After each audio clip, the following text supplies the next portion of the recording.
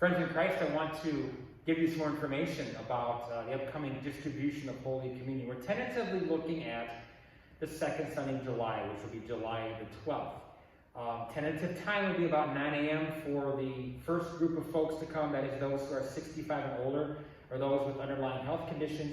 And then about 9:15 or so, 9:20, we'll firm this up. The rest of the folk who want to come can come. Now what's going to happen, again, this is distribution, it's not a service, it's not going to be a long worship service at all. This is about minutes.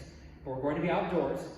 We're going to have a communion distribution station set up by the middle doors of the ramp at the church. You'll see me there.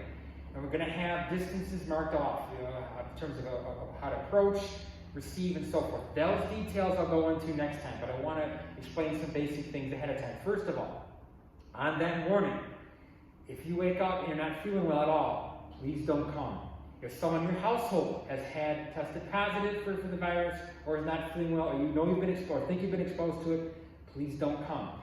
I'm asking everyone to mask up. Please wear a face covering of some type. We do have some here if you forget or don't have one, but we want to make sure all of us are wearing masks until the time we actually receive the sacrament. So please do that.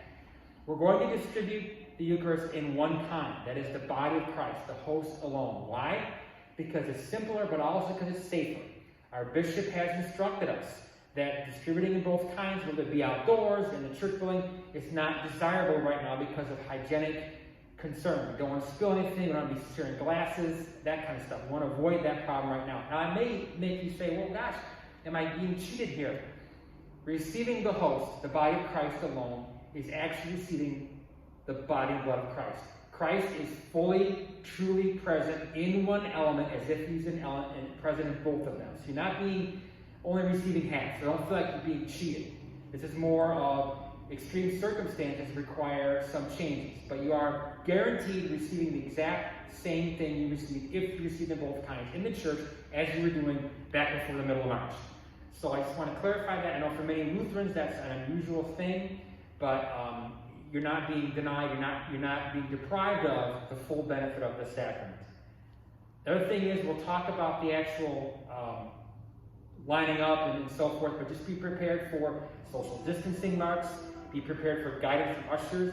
We don't want to have people bunching up. We're going to have arrows marking out how to make the whole turn back to the parking lot. All these things explained later. But I want to whet your appetite for what's coming up now. How about this train pass real quick? We've opened up the church, so we've got some airflow in here while we're gathered, so that's why we're having the window open. Brings back old memories to many of us, I'm sure. That previous Sunday's liturgy, that is the 5th of July, we'll be celebrating the Eucharist that Sunday among the three of us. We'll consecrate the Eucharist that Sunday. So when you receive the following Sunday, you will be joined to that celebration. We're taking it from the altar at Augsburg outdoors to receive communion. So you can kind of have the assurance, even though it will be valid without doing this, but have the assurance that you are connected to the assembly sacramental celebration on a Sunday. That's the current plan right now. I will have another video next time explaining in more detail some of the mechanics of this. We're going to do some dry runs with some council members to make sure we've got all our bases covered. But I just want to share with you the plan. Other churches have been doing this. We think it's as safe as you possibly can. I mean, you can't eliminate risk entirely. But mitigating factors are we're outdoors, we're going to be distanced, we're not going to be bunched up talking and hugging and so forth. We're going to make this as quick as possible because we know that we need to have an opportunity to receive the Eucharist. Thank you, friends in Christ. I look forward to sharing more with you next week.